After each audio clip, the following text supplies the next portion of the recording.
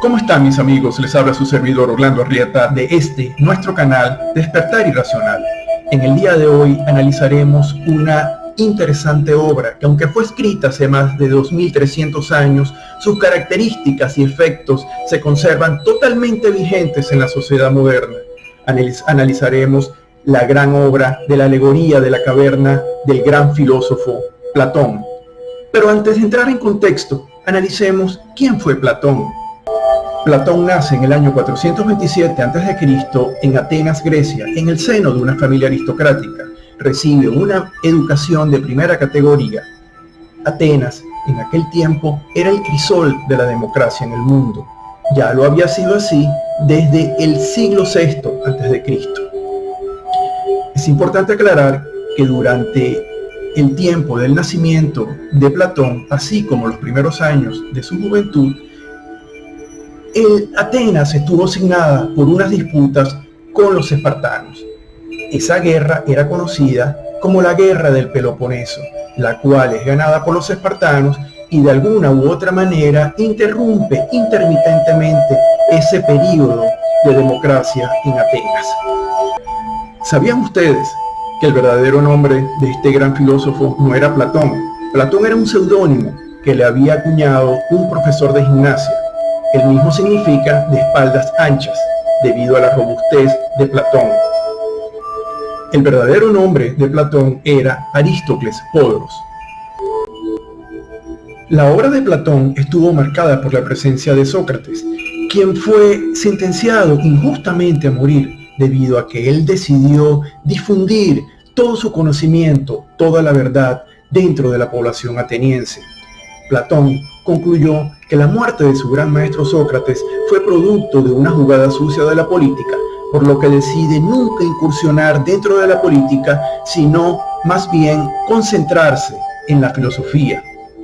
Platón era del concepto de que solo los filósofos podían ser políticos, pero como casi ningún político era filósofo, decide inculcar la filosofía en los futuros políticos, razón por la cual decide fundar el primer instituto de estudios superiores de la historia, al cual llamó la Academia.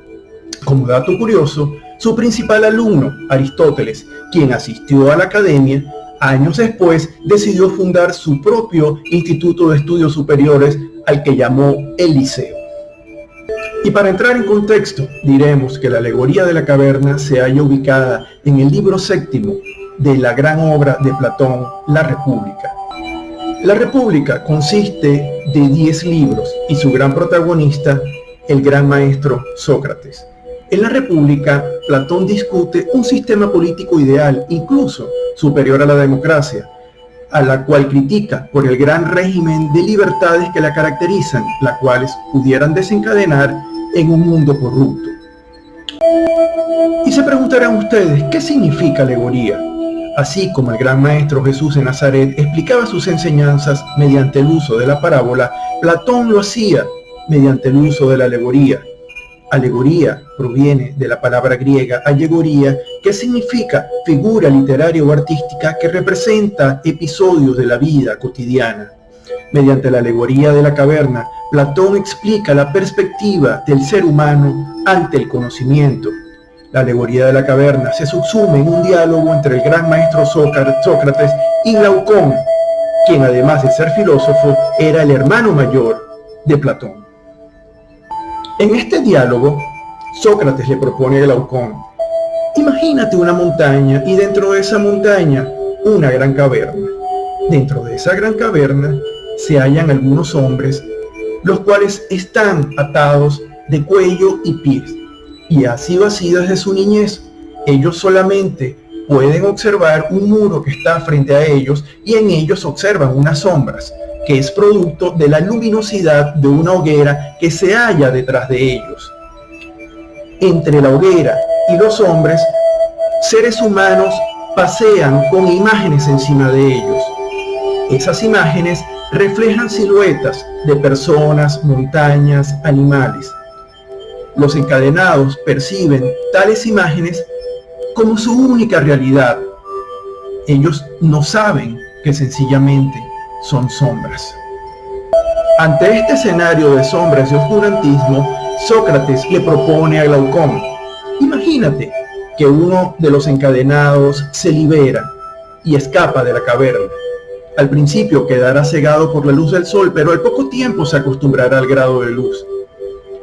Pasará algún tiempo fuera de la caverna, disfrutando de las bondades del mundo exterior, porque en él está conociendo la verdadera realidad. Al tiempo, decide regresar a la caverna para tratar de salvar y convencer a los aún encadenados de lo que han estado viviendo desde su niñez no es la realidad, sino que es un mundo de sombras, y que el verdadero conocimiento se halla afuera, donde existe un mundo totalmente distinto. Sorprendentemente, los encadenados lo tildan de soñador, de loco. Creen que alguien le ha lavado el cerebro, incluso lo llegan a amenazar que si llegara a liberarlos, lo matarían. Ahora bien, ¿qué nos enseña la alegoría de la caverna? La alegoría de la caverna nos enseña la diferencia entre el hombre ignorante y el hombre que conoce la verdad. Platón nos enseña que muchas veces la verdad o la razón podrían llegar a lastimar.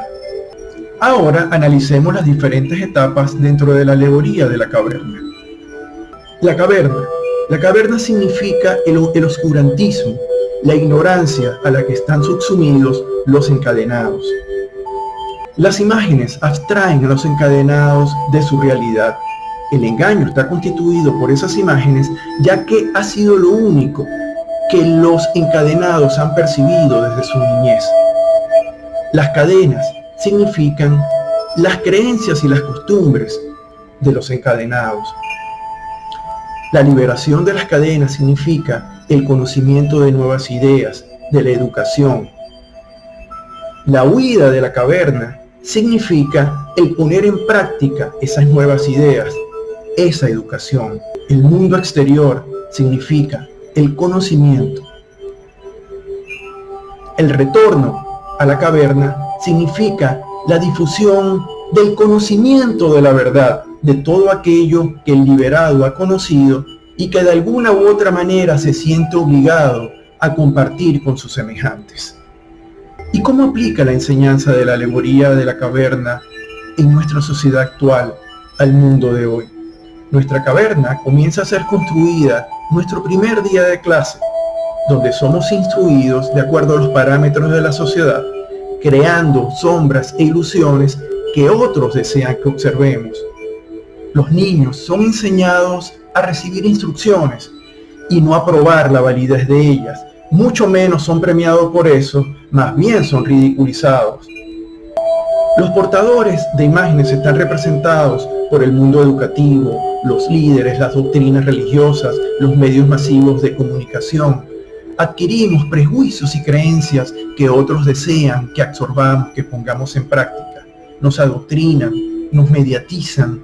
Es un mundo de cadenas invisibles. Nos convierten en esclavos de nuestros prejuicios, de nuestras creencias. Somos víctimas de una ilusión fatal. Preferimos la comodidad de lo conocido sin la necesidad del cambio.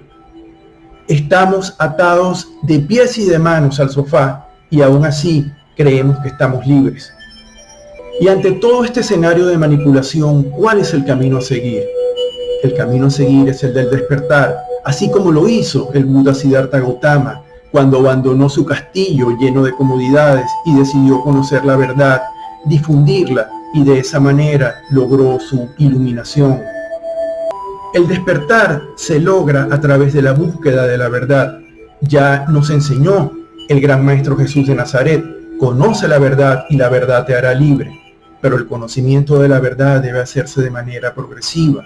Para muchos dentro de nuestra sociedad, la liberación de las cadenas es concebida como un acto de rebeldía, el cual pudiera tener un alto precio.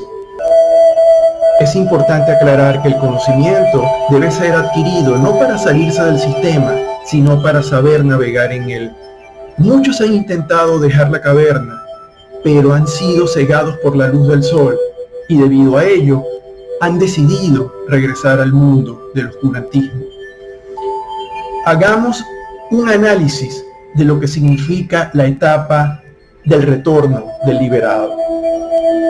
El liberado se siente un líder con una gran función social. En consecuencia, decide regresar para salvar a sus compañeros a través de la difusión de las nuevas ideas, del conocimiento, el cual debe ser compartido con el prójimo.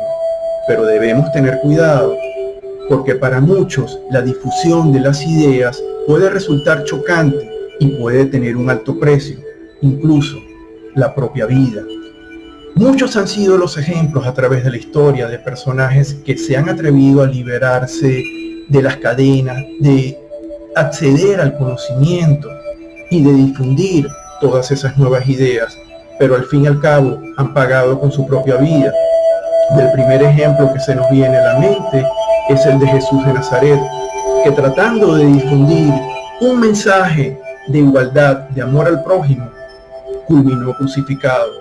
Así también sucedió con la mayor parte de sus apóstoles, los cuales fueron asesinados, ya que trataron de cumplir con ese objetivo de lograr la comprensión del amor al prójimo. El único que se salvó de ser asesinado fue el evangelista Juan, quien casualmente se escondió en una caverna y allí fue donde escribió el libro de las revelaciones, el famoso Apocalipsis. Otros ejemplos en la historia los tenemos como en el caso del propio Sócrates, que tratando de difundir el conocimiento entre su gente, entre los atenienses, más bien fue acusado de tratar de corromperlos y fue sentenciado a que bebiera la cicuta. Otro caso emblemático es el del dominico Giordano Bruno, quien fue ferviente creedor de la teoría heliocentrista, manejada por el polaco Nicolás Copérnico. Eso significa que los astros y los planetas giran alrededor del Sol. En aquella época, gobernada por la religión, se creía que los astros y los planetas giraban alrededor de la Tierra, pero él defendió con mucho ahínco la teoría heliocentrista y dada que la situación molestó al papado de la época representado por el Papa Clemente VIII, terminó su vida en la hoguera. Otro gran ejemplo lo encontramos en la vida del presidente estadounidense Abraham Lincoln, quien trató de difundir la idea de que todos somos iguales y trató de hacerlo en el pueblo norteamericano, tratando de evitar cualquier tipo de confrontación por motivo racial. El tratar de propagar ese tipo de ideas lo llevó a su muerte. Igual suerte corrieron Malcolm X y Martin Luther King tratando de lograr el mismo objetivo, que se apaciguara cualquier lucha de índole racial en los Estados Unidos entre los años 50 y 60. Ellos pagaron también con su vida. Otro ejemplo emblemático lo tenemos con el gran Mahatma Gandhi, padre de la independencia en India, que tratando de pacificar al pueblo y de evitar el oprobio del cual estaba siendo injustamente sometido, también pagó con su vida. También existe gran cantidad de ejemplos de personajes en la historia que se han encargado por compartir el conocimiento, pero afortunadamente por ello no tuvieron que pagar con su vida. Podemos referirnos al caso de Pierre y Marie Curie, quienes compartieron gratuitamente todo el conocimiento adquirido con respecto a la radioactividad. Ellos tuvieron el chance de patentar todo ese conocimiento y hacerse millonarios, pero antes, por el contrario, prefirieron difundir gratuitamente al mundo todos sus descubrimientos. Ellos pensaban que a través de la radioactividad se podía combatir el cáncer. Otro gran personaje que trató de difundir sus conocimientos de manera gratuita fue el croata Nikola Tesla, padre de la corriente alterna. Él era del pensamiento de que la electricidad era un bien de la humanidad, por lo tanto debían recibirla de manera gratuita. Lamentablemente, Thomas Alva Edison no pensaba de la misma manera. Todo Todos estos personajes históricos merecen nuestro reconocimiento y nuestra admiración, ya que salieron del oscurantismo, se liberaron de las cadenas, accedieron al conocimiento y lo compartieron con el prójimo, llegando incluso a arriesgar sus propias vidas. Debemos tomar la decisión que tomó Neo en la película Matrix. Entre las dos cápsulas, la roja y la azul, él escogió la roja para saber enfrentar al sistema, para saber cómo navegar dentro de la Matrix. Muchos han preferido tomar la cápsula azul para disfrutar de las supuestas comodidades que ofrece el sistema. ¿Y cómo podemos enfrentar a los portadores de imágenes del sistema? ¿Qué podemos hacer? Con respecto a los representantes del mundo educativo, ya sabemos que nuestros hijos son enseñados a seguir instrucciones, razón por la cual nosotros en nuestros hogares debemos estimular la creatividad y la iniciativa en nuestros hijos para que ellos puedan tratar de probar la validez de cada uno de los principios inculcados en la escuela. Así ellos podrán tomar la gran decisión de absorber los más convenientes. ¿Cómo enfrentar a los portadores de imágenes del mundo político? Debemos cuestionar cada uno de los ofrecimientos que se nos hagan. Los políticos para acceder al poder se basan en la retórica y el populismo. Para ellos, el mayor logro es el de una promesa electoral no cumplida. Debemos recordarles que ellos deben rendir cuentas por cada uno de sus actos. Con respecto a los portadores de imágenes de los medios masivos de comunicación, el principal engaño está en que nos quieren vender algo que no necesitamos. Estamos en una sociedad donde todo el mundo quiere nuestro dinero a cualquier costo.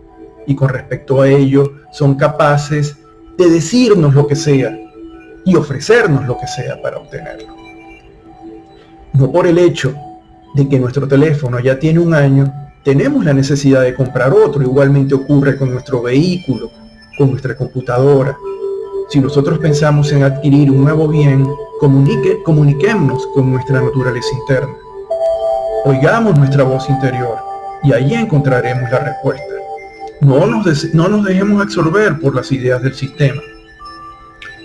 Mis amigos, el llamado es a liberarnos de las cadenas, a acceder al conocimiento y a compartirlo con el prójimo. Hagamos de nuevo lo que hizo Neo en la película Matrix. Tomemos esa pastilla roja. Sepamos cómo navegar dentro del sistema. Recordemos las palabras del gran presidente estadounidense John Kennedy. No es lo que el mundo puede hacer por nosotros, es lo que nosotros podamos hacer por el mundo. Con estas sabias palabras culminamos el contenido del día de hoy. Si te ha gustado la información, regálame un me gusta para lograr la difusión de este conocimiento a otras personas. Si tienes alguna observación, algún comentario, déjamelo que con mucho gusto lo atenderé. Suscríbete al canal para que seas alertado de cualquier nuevo contenido que subamos. Muchas gracias por tu atención y hasta el próximo programa.